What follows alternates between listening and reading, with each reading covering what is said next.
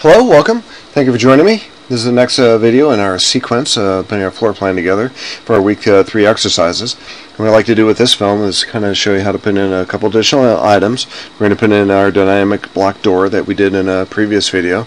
We're going to put in some windows, show you how the windows look, and our dynamic blocks are available for those windows too if you want to use those. And we're going to kind of clean the drawing up a little bit, and then dimension one of our interior walls. And then we're going to create a second floor plan out of the first floor plan. It's relatively quick and easy to do and easy to understand. So let's go ahead and do that. Let's take our door and move our door into place. I copied this from our another file that I have. It's our dynamic block that I created for the dynamic block video that you've probably seen by now. We're going to take that block and we're going to move it. We do have a move grip now because our alignment grip kind of moved offside for whatever reason. It does that sometimes. There's a way to clean up these blocks and make them function a little bit, but that's going to be a subject of another film. But let's go ahead and take that move block or the alignment block and let's move that door down a little bit. Oh, I'm just going to use the move block because it doesn't flip around like that. Kind of inconvenient.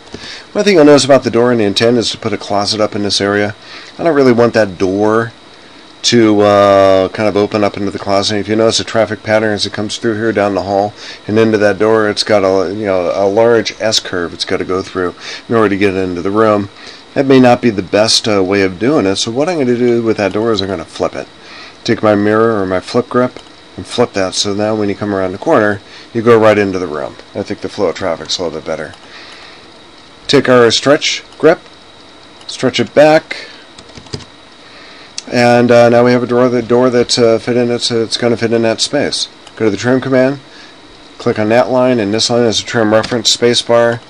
Trim out those lines that denote the inside and outside of that interior wall, and that's all set to go. Windows. Let's do a window. It's difficult to say we want a window like maybe mid in this wall, so I'm going to go a little bit off center, and I'm trying to pick up some sort of object snap here, and there isn't. There is one over here, but here's how you would do it.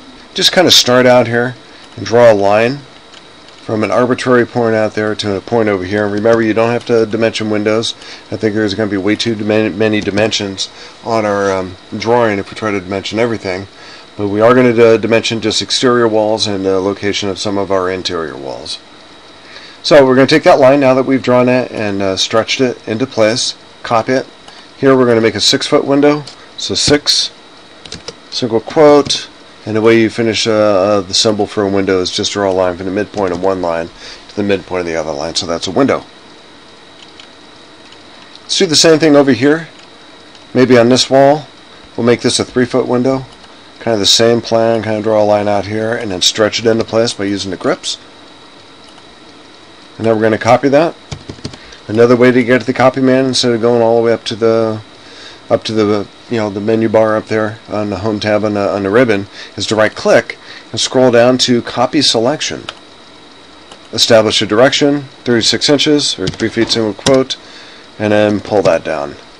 So line command, connect those two lines with the midpoint of one line to the midpoint of the second line, and that's all set to go. So now you have your doors and windows, and we should be all set. A couple things we want to do before we move on to the next segment of this is we want to make some, want to clean some things up. You want to make sure that your walls connect in a manner that you don't have a line in here. So I'm going to go to the trim command, select that line, and pull that thing out just to delete that thing using the trim command.